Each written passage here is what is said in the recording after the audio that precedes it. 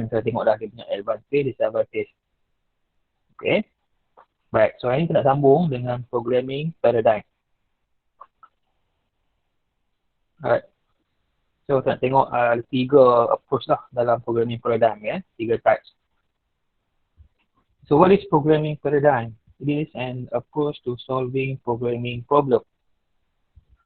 A way which computer language look at the problem to be solved. So programming paradigm ni dia lebih kepada macam mana kaedah, kaedah yang digunakan oleh programming language tu untuk nak solve dia punya solve problem, maknanya macam mana kaedah dia untuk dia nak perform dia punya ni dia, program dia.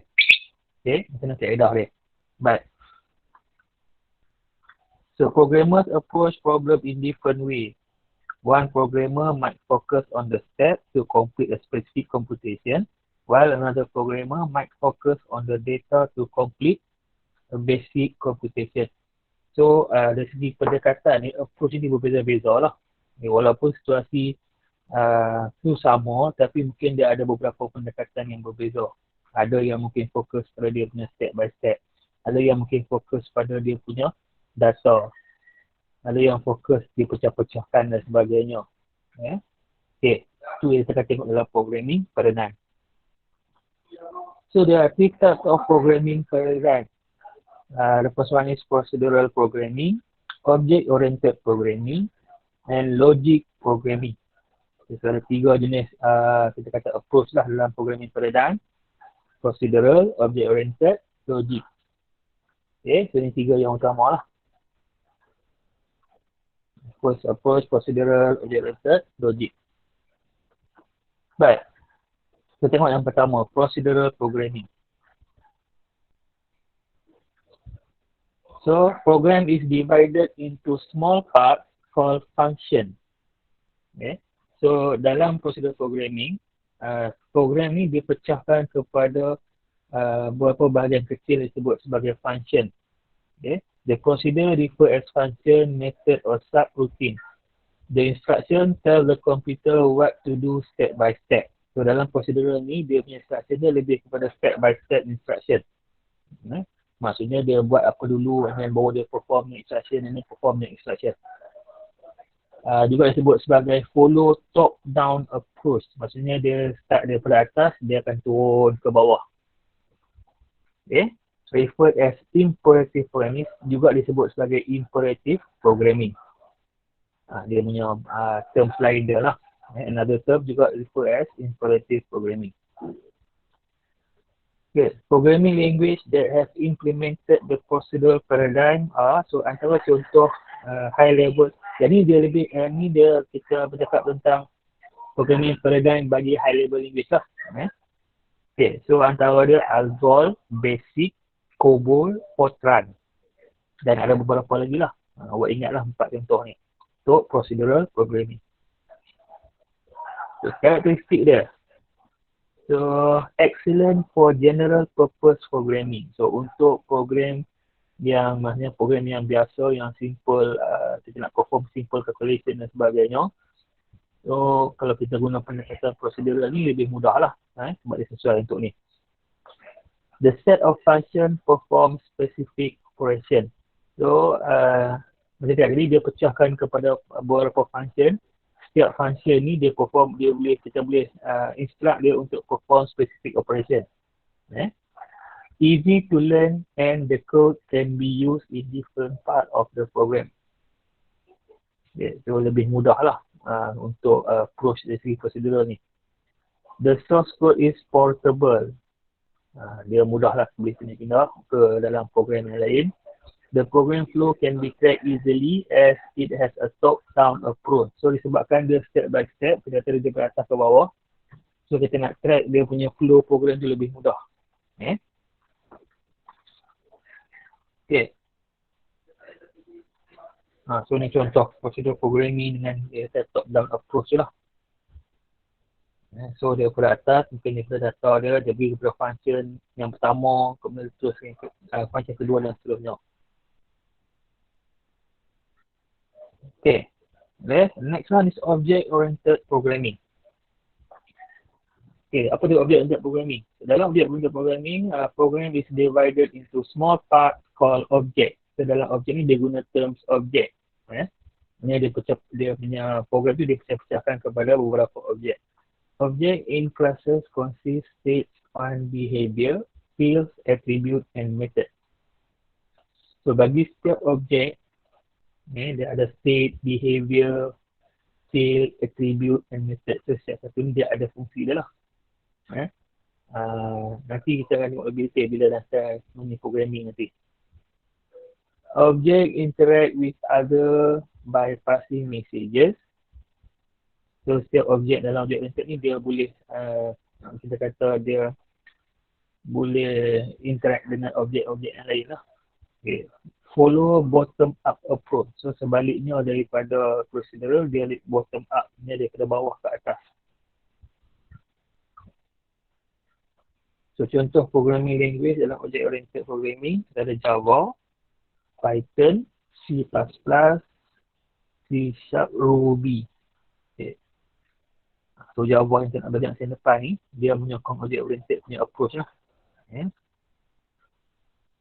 So karakteristik dalam object oriented. So antara ciri-ciri utama object oriented yang kita kata yang tersendiri lah, yang membezakan dia dengan paradigm yang lain, dia ada kita kata feature dari segi encapsulation, inheritance, data abstraction, polymorphism.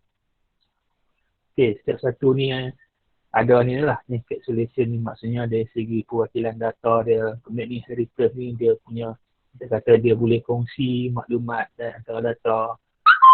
Okay, nanti insyaAllah next nanti saya akan lebih detail tentang ni. Baik, ni contoh. Kalau dari segi nak okeykan untuk grafik macam ni lah. Contoh, kita ada 3 objek. Objek A, objek B, objek C. Setiap objek ni ada dia punya data sendiri, ada dia punya function sendiri, ada dia punya, kita kata behavior. Dan objek ni boleh interact dengan objek-objek yang lain dalam program kita. Okay, itu maksud dia object oriented. Alright. Kemudian yang ketiga, logic programming. A program based on logic and control. A program written in a set of sentences in logical form, expressing fact and rule about some problem domain. Allow program to reason because it is useful for knowledge representation. Contohnya khususnya dalam bidang artificial intelligence, banyak pakai logic programming. Maknanya dia lebih kepada programming yang melibatkan macam kita kata cause and reason tu lah. Kalau macam ni, kalau macam ni, macam ni. Itu dia punya ni dia, logik dia.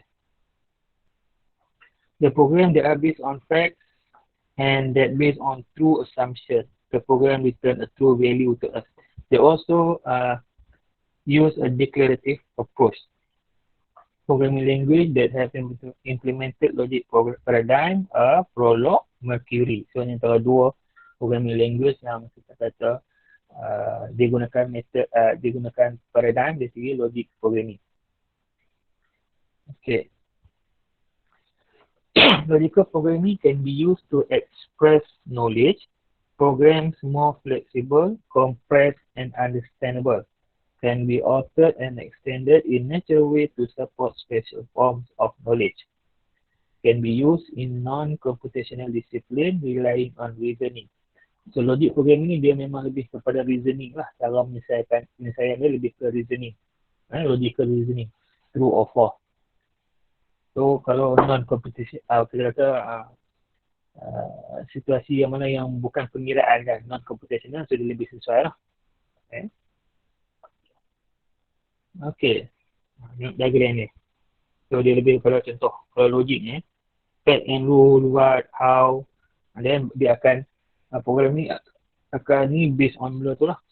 Based on reasoning. Okay. So kita tengok differentiate beza antara procedural, object oriented and logic. So dari segi pendekatan dia, procedural top down approach, object oriented bottom up, logic declarative. Kemudian dari segi dia punya kita kata struktur program Untuk procedural dia pecah-pecah kepada function. Untuk object oriented dia pecah kepada objek. Untuk logical dia expressing facts and rule. Okay, example untuk procedural, Algol, Basic, COBOL, Fortran. Example untuk object oriented, Java, Python, C++, C, kemudian example untuk language, Prolog, Create. Awak kena ingat lah apa nama ni contoh high level language bagi setiap paradigm ni. Okay. Kena ingat. Boleh ingat lah yang diberi ni boleh pakai. Then advantages and disadvantages. So procedural less complicated berbanding OOP. OOP ni Object Oriented Programming lah singkatan dia. Object Oriented Programming. Tapi tapi awak bukan nak pilih jawapan, awak pilih kan. Kalau pilih jawapan, dia pilih penuh lah. Problem oriented. Easy to understand the problem to be solved. So dia problem oriented. So untuk kita kata simple problem, simple computational dan sebagainya, so mudah lah. Disadvantage. Difficult to reuse code in another program. Okay. So untuk contoh dalam awak buat dalam satu program file, nak guna dalam program file yang lain, boleh, tapi dia mungkin nak kena buat modification dan sebagainya lah.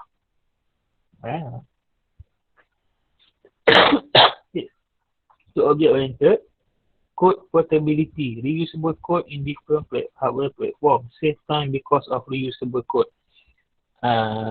Dia pecah-pecah kepada objek kan, dan objek ni sebenarnya dia boleh kita gunakan juga dalam program file yang lain. Dan selalunya dia tak perlu modifikasi yang banyak lah bila kita nak reuse ni. Dan memang itu antara ciri utama dalam object oriented. So dia reusable. Dia punya disadvantage, difficult to learn. Peringkat awal tu dia ni sikit lah, sebab kita kena tahu tentang object oriented ni punya ni lah. Macam mana cara dia buat perwakilan pada dia punya struktur program dia. Programmer need skill to write complex OOP program. Untuk peringkat awal mungkin agak sukar, tapi selepas dah faham mana boleh tak masalah. So untuk semester depan awak nak belajar Java kan, tak perlu risau, senang je sebenarnya. Jangan risau.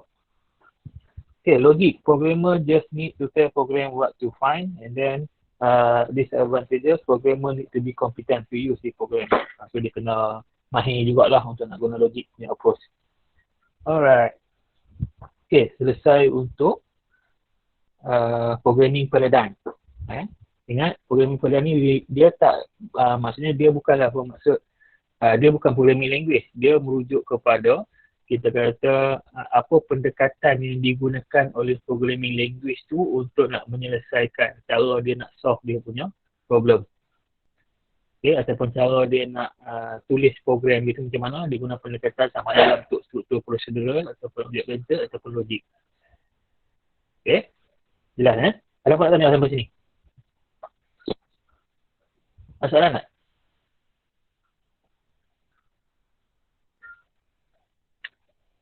Ada soalan tak? Tak ada, sir. Tak ada? Okay. So, kalau tak ada soalan, kita teruskan dengan kita punya subtopik yang terakhir. Baik. So, subtopik ni kita tengok types of translator. Okay, tentang translator. So, translator ni apa?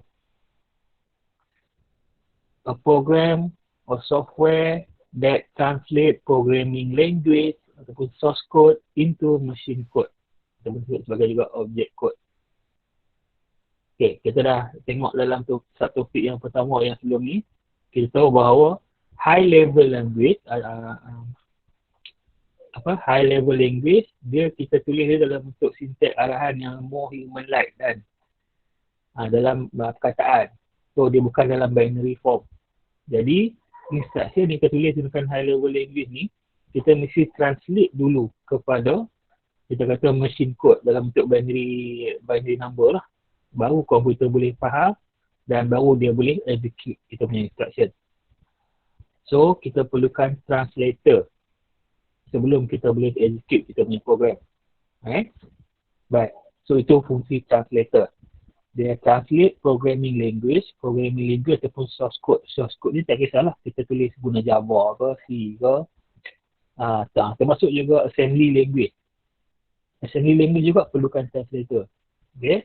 So, dia translate kita punya source code kepada object code atau machine code. Object code, machine code ni inilah kita kata form that computer can understand dalam bentuk binary lah. Okay. Kemudian baru dia execute. Okay, so terms. So, beberapa terms dalam ni. Source code. Apa tu source code? The set of instruction written in any language other than machine language. Okay. So, tak kisahlah sama ada kita pakai Java ke apa ke ataupun assembly language. So, dia kita sebut sebagai source code. It is not directly understood by the computer. So, source code ni, maksudnya source code ya, coding ataupun instruction yang programmer tulis lah. Okay, so not directly understand by machine. Kemudian translator. Ini tadi lah. A program used to translate programming language to machine code. Kemudian object code. The set of instruction written in machine language. Maksud dia instruction yang memang dalam bentuk machine language, dalam bentuk binary form yang komputer boleh faham. Itu object code. Okay, so secara ringkasnya apa fungsi translator ni? Fungsi dia ni adalah satu program yang kita guna untuk translate daripada source code kepada object code. Okay, why do we need translator? You eventually need to convert your program into machine language so that the computer can understand. So, selepas kita tulis program, disebabkan kita tulis guna sama ada high level language punya instruction ataupun machine assembly language, dia bukan dalam bentuk binary. So, kita kena convert dia dulu kepada binary form yang komputer faham.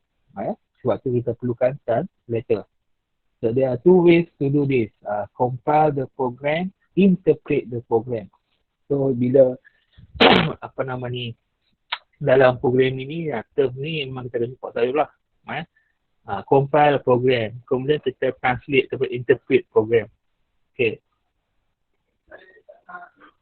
So, computer only understand object code ataupun machine code. Computer does not understand any source code. Sama ada high level language ataupun assembly language. Komputer hanya faham machine language sahaja.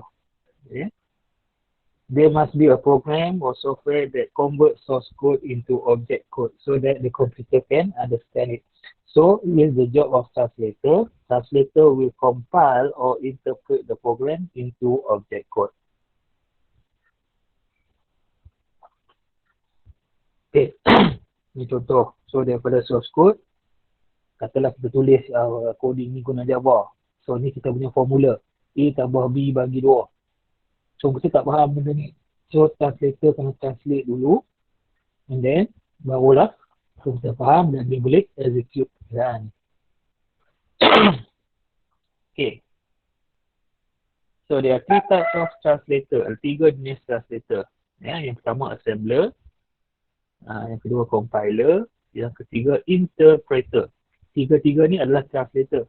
Tapi dia berbeza dari segi cara dia berfungsi lah. Okay. Baik. So, yang pertama, assembler. So, assembler is a program that translates assembly language into machine language. So, assembler ni adalah translator yang khusus untuk translate assembly language kepada machine language. Okay, nama pun tak dekat, assembler. So, dia adalah translator yang kita guna untuk translate assembly language kepada machine language. So, untuk assembly language ni memang satu ni je, assembler. So, a sample of programming language using assembler is assembly language lah. Memang assembly dia memang khusus untuk assembly language sahaja. So example untuk assembler kita ada Microsoft Macro Assembler, Network Assembler, Turbo Assembler. So yang ni memang untuk assembly language punya translator. So sama je sebenarnya, cuma macam translator yang lain pun, tapi dia spesifik untuk assembly language tu sahaja. So dia akan kita kata translate instruction yang ditulis menggunakan assembly language menjadi machine code dalam bentuk binary. Okay. So untuk assembly language dia memang ada satu translator je lah, assembler. Okay. Jangan keliru pula antara assembler dengan assembly language. Assembly language translator dia assembler. Okay. Jangan awak pergi kata translator assembly pula. Ataupun ada juga student yang dia jawab assembler language. Itu dah salah dah. Itu dah lain dah. Okay. Baik. So ini yang kedua kita ada compiler. So compiler ni apa dia? Dia adalah translator untuk high level language. Translator untuk high level language. In fact untuk sebenarnya untuk high level language dia ada dua jenis translator, compiler dan interpreter. Okay. Baik, tengok compiler dulu. Example of some popular compile language are C, C++ or Java. So antara programming language yang banyak orang compiler ni macam C, C++, Java lah. Okay. So example of compiler kita sebut ni C-Lang, Clang untuk C, ROSE, R-O-S-E untuk C++, Java C, Javet untuk Java. Okay. Dari segi dia punya function apa semua sama lah. Tetap fungsi dia untuk translate daripada source code kepada machine code ataupun object code. So compiler ni dia untuk high level language. Antara dia contoh yang gunakan compiler C, C++, Java. Alright, kemudian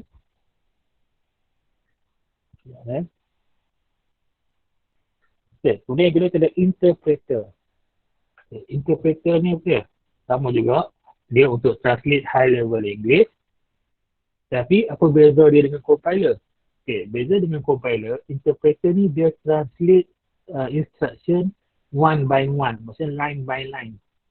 Kalau compiler tadi, dia translate instruction kita kata as a whole, maksudnya dalam satu kumpulan, keseluruhan. Dia kumpul semua instruction, dia translate di hujung. Tapi kalau interpreter ni, dia akan translate line by line. Selepas kita tulis satu line, dia translate. Dan dia baca pula line kedua, dia translate. Dia baca pula line ketiga, dia translate macam tu. Okay, itu interpreter. So dia berbeza dari segi kita kata cara dia translate lah. Tapi fungsi sama.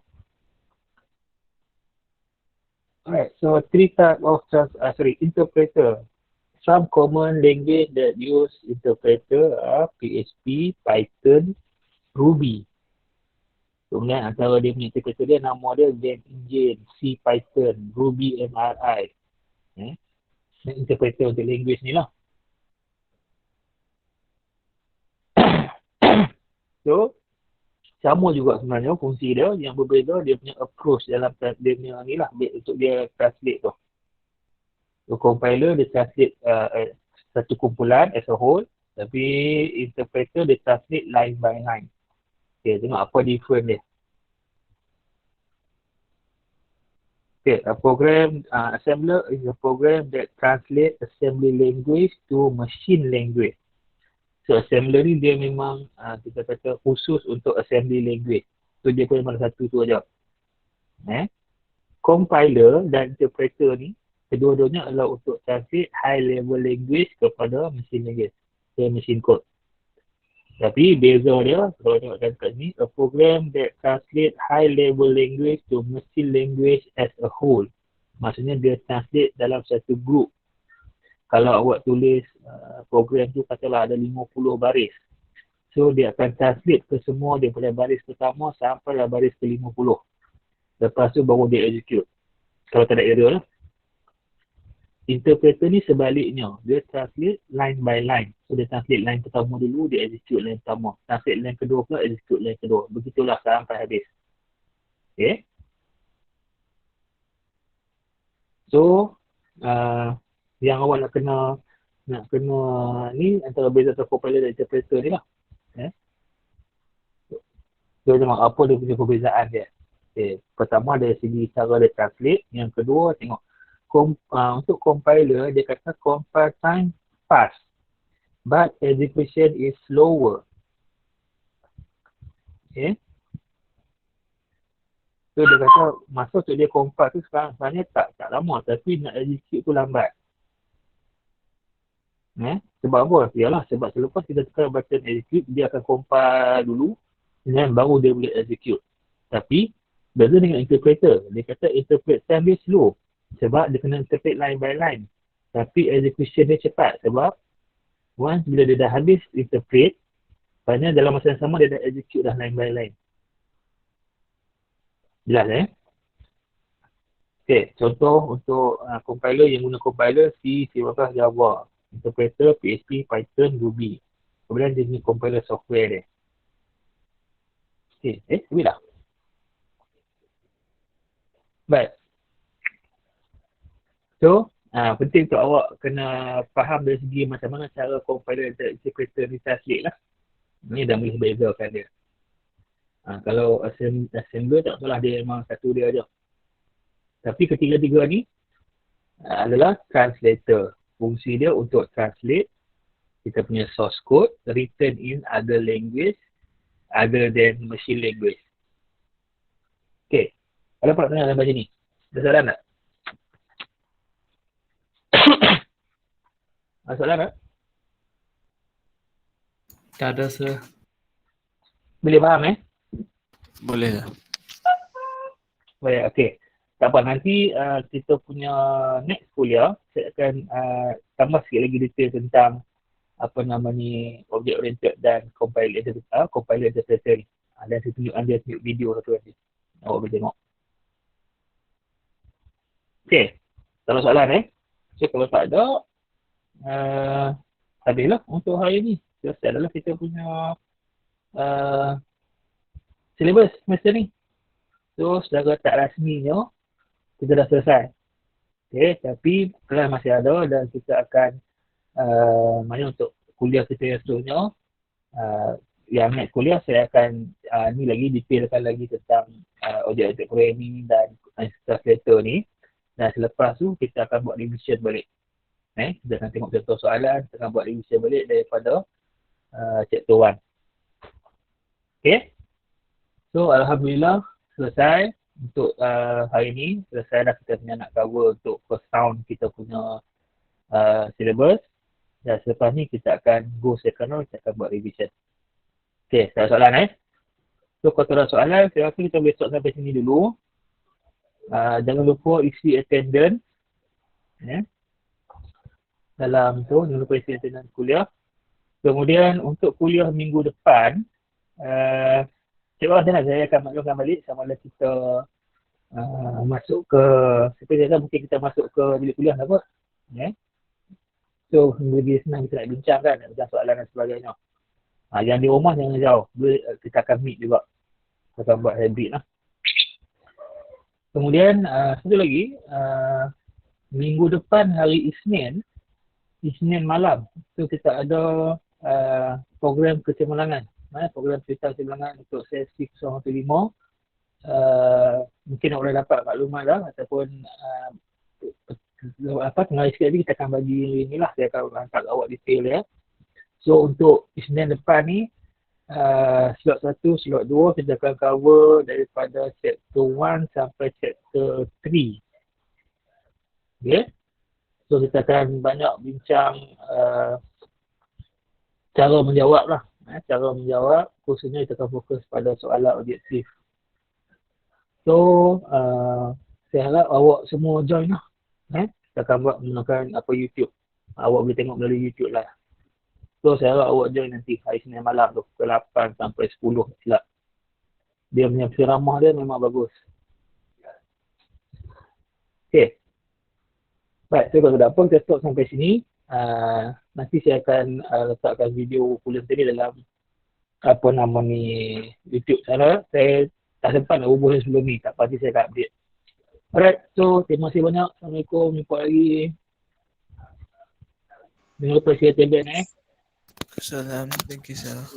Thank you, sir. Okay, sama-sama. Thank you, sir. Thank you, sir. Okay, Thank you, sir. Thank you, sir. Thank you, sir. sama. Okay, sama. Thank you, sir. Sama-sama.